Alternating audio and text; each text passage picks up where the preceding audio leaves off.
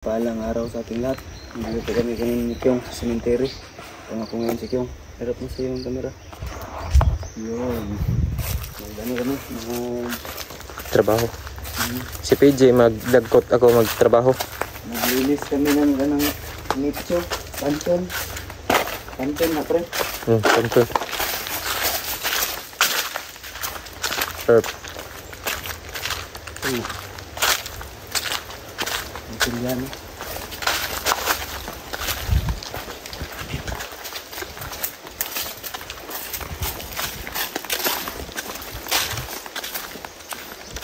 Ayo to dapitay mo mama. Ito.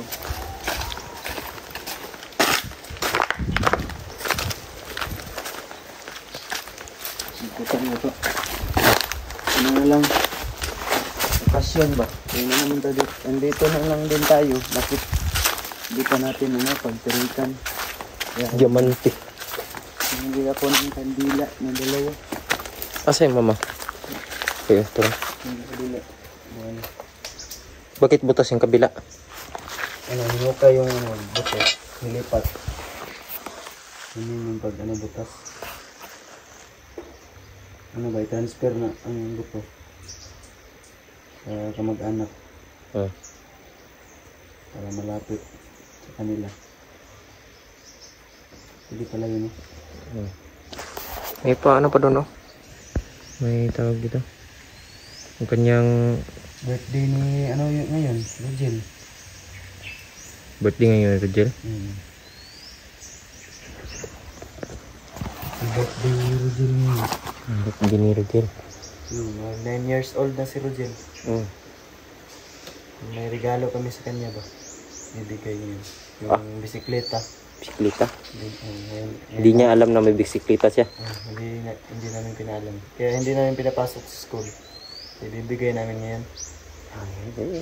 Gandang ngiti na naman yun. Ikaw? Hindi ko? Lemon juice. Akin na ba? Hindi ka pa. Yan. Ito kami yung sinamahan ko. Gaya na sabi ko kahapon.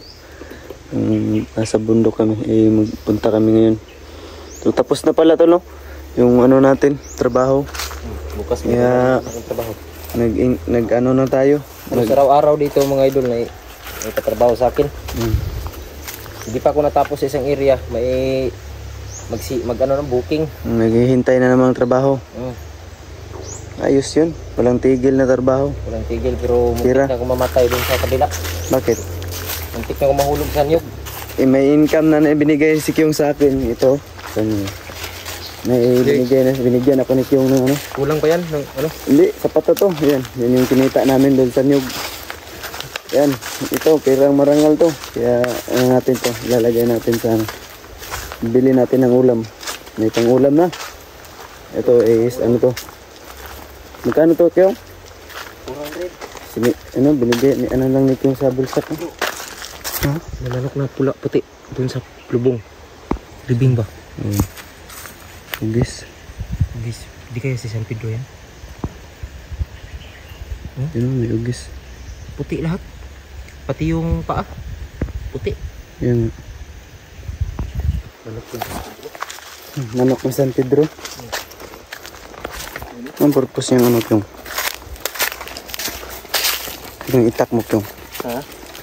Sa gamitan naman, ihilo ni mo.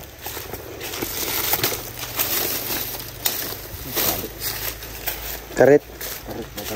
Kanang buhi.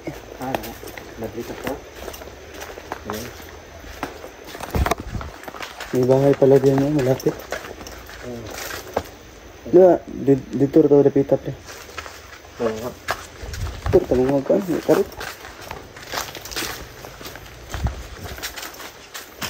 Yan, oras natin yung tol. Mas 9 ng umaga. Hindi pa kami nag-umagahan. Pumunta kami dito. Gigan na pre. Yan ko, bigyan na itong lubi. Sunan ko na sa tabaratan ng lubi. Magkano na lang yung kilo? 12. 12?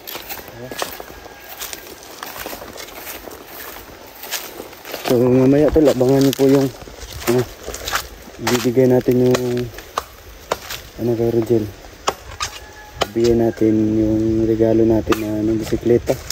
Yung binili namin nung nakaraang araw. Bibigyan natin mamaya kasi ngayon po yung kaarawan ni Rogel. So simple lang, walang bibilan lang siguro ni Papa ng yun. Isang manok na Bisaya, native na manok.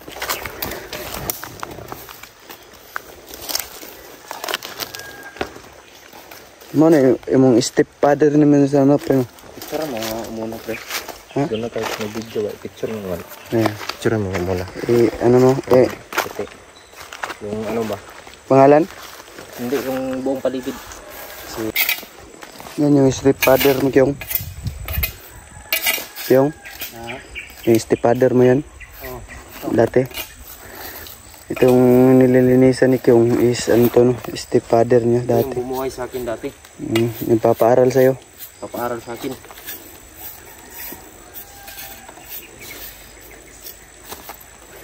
Nililinisan ni Kyong. Diba dati dito tayo naghanap yung nag-explore.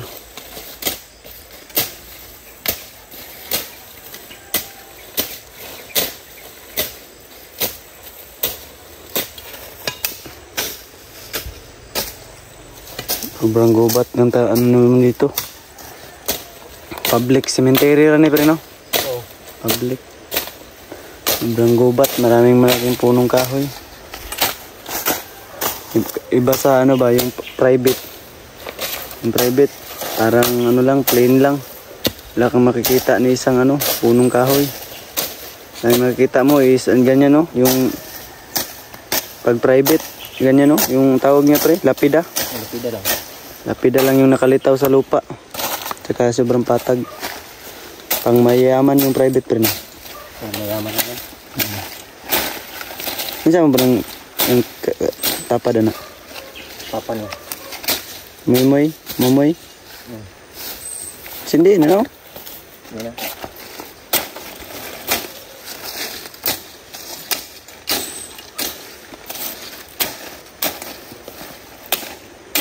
Sipag ni Kyong. Walang ano yan, walang relax si Kyong yan.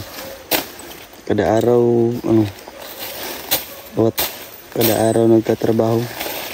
Walang pahingahan. Kayod, kalabaw si Kyong para sa anak niya.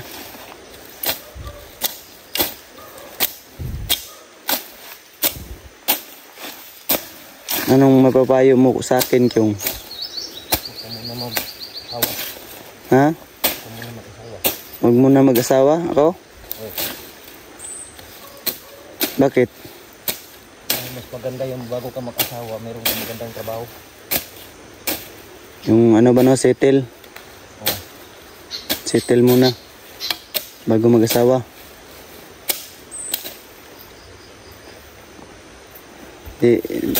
Mahirap mag-asawa ng ano? Hindi handa. No? Oo. Dapat pinaghandaan ba? Ganun pala. Balik ako sa ano ko yung mag-aral ako ulit ba? Next year. Next year? College. First year college? Mag-ano ko, magpupulis. Ako yung huhuli sa mga taong... Oh, ano yan? Huhuliin ko yung mga taong masasamang tao.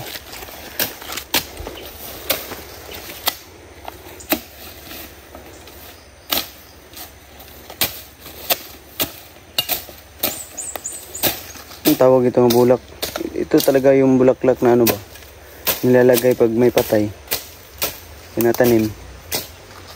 Kailan ka ng bulak, pre? Ano ba? Ito? O dito, ano yan? Hindi ko alam.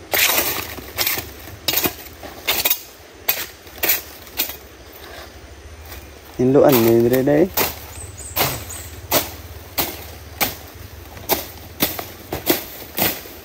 Hindi kasi ako nga bagnot. Hmm.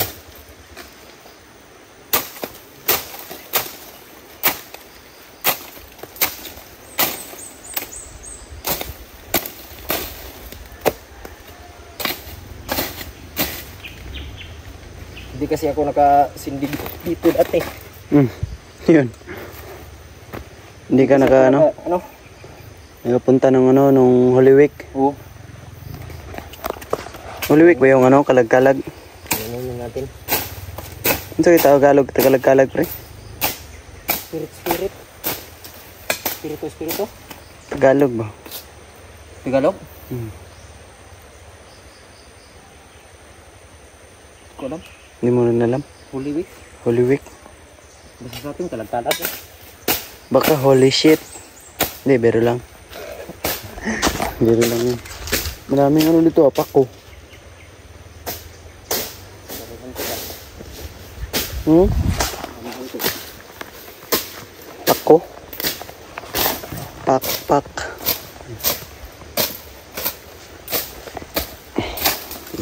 Ano ito? Sipag.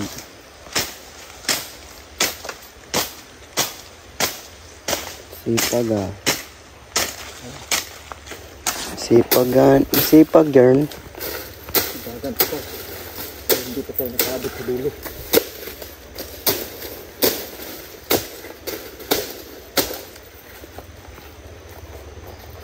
Next. Yung paligid naman. Ito ha. Yung ginagawa ni Kyung.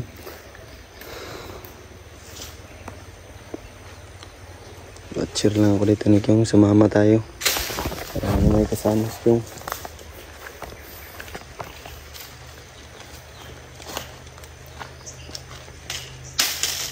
Ano?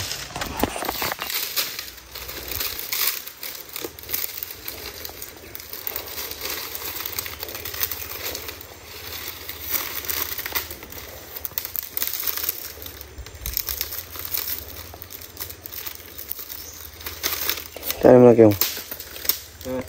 Ano gagawin mo dyan? Susunugin mo? Walis. DIY na walis.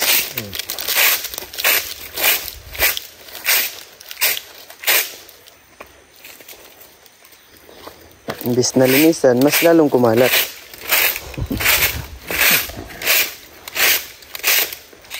Galing. Matalino. May diskarte. Madiskarte, matalino pa. Tanggal lahat yung mga likabot.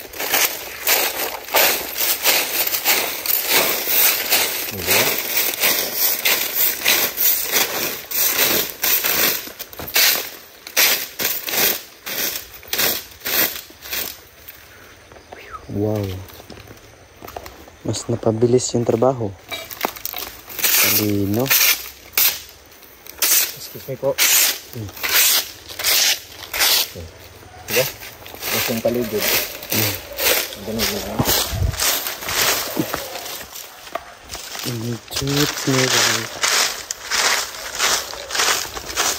Ito lang ako, watcher na yung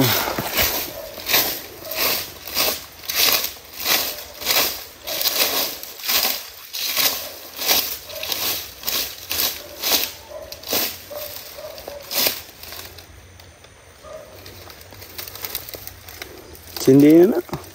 Huh? Ito na ang lakangan karon. Ne? Talina ba? Kailangan mo yung agisan.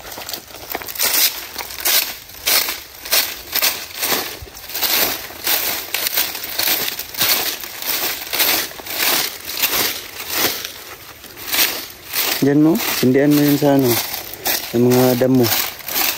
Yung pinutol mo. Para masunog.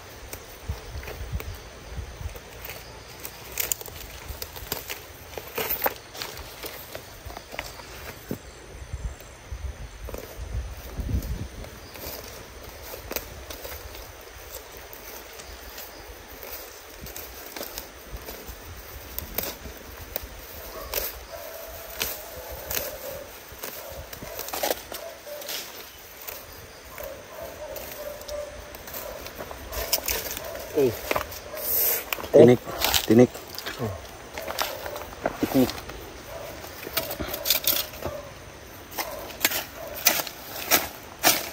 Daming kandila binili mo.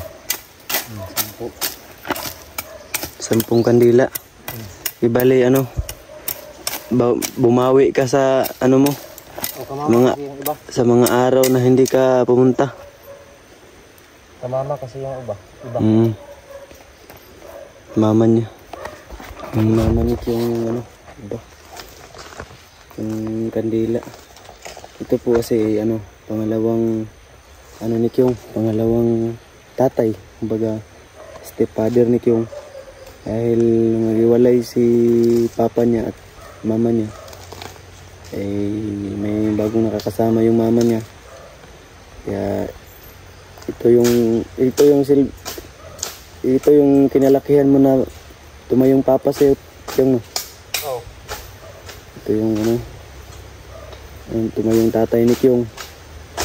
Kasi malayo sila dati.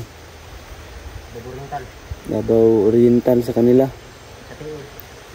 Sa Katiil. At ngayon Ang kinimatay pala dito. ito ang dahilan dahil hepatitis. Hepatitis no. Yung nanililaw yung yung balat. Dahil ano yan kung sa bloodline yan no. So, nasa dugo na talaga nila. Yung sakit na yun.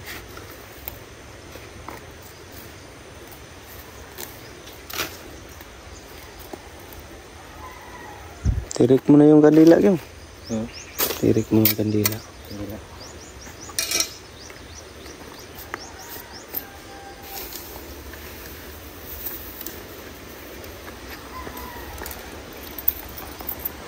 Ang dami niya na. Nilubos-lubos mo na.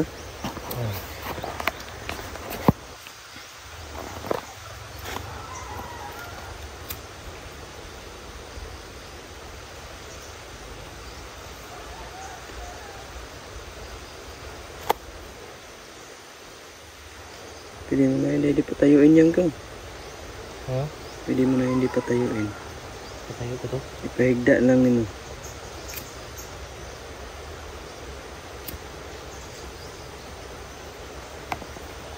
Patayo ko to? Ano niya? Yung namatay sa April 10 siya namatay pre. Na-born March 18, 1987. So ang edad niya ngayon napasa mga 50. 30 Hindi. 40 na yan. 40? 40 plus na yan. 2, 4, 5.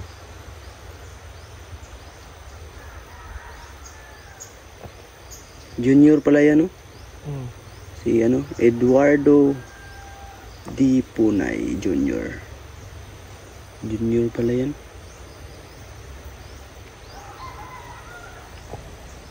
So, 7.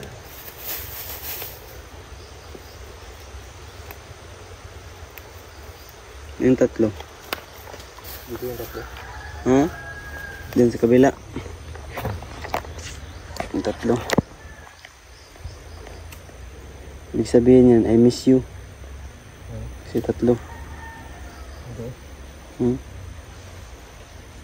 Papa niya kasi to? Papa niya yan.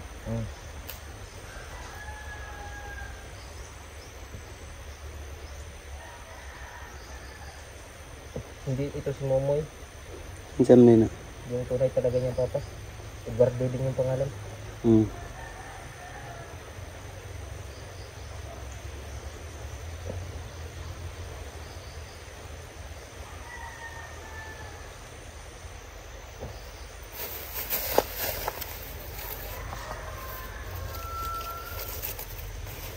Let's go.